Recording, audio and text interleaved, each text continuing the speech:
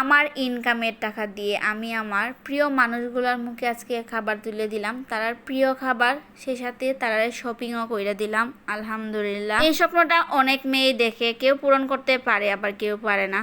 আমি আল্লাহর কাছে শুকরিয়া, আমি পারছি, আলহামদুলিল্লাহ। আসসালামু আলাইকুম, সবার কিতা অবস্থা? আশা করি সবাই খুব বেশি ভালো আছেন। আমি আপনার দোয়ায় ভালো আছি। প্রতিটা মেয়ের স্বপ্ন থাকে আমি একদিন ইনকাম করবো, আমি আমার হাজবেন্ডের বাচ্চার পছন্দের জিনিস তারা কিনা দিমু, তার পছন্দের জিনিস তারা আমি নিজে হাতে কিনা রান্না করে খাওয়াইমু।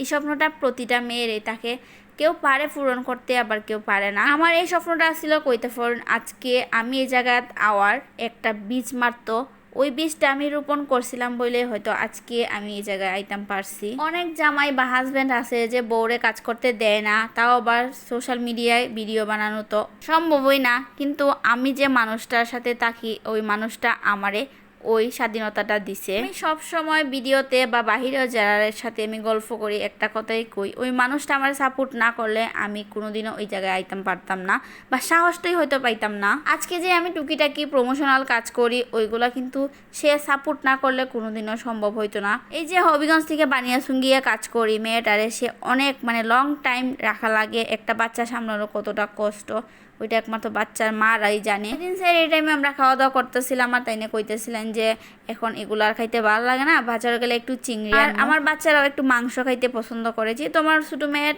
দাঁত নাই, তো একটু দাঁত আছে, সে পোলট্রি মুরগি খাইতে পারে, দেশি মুরগি বা গরুর মাংস খাইতে পারে না।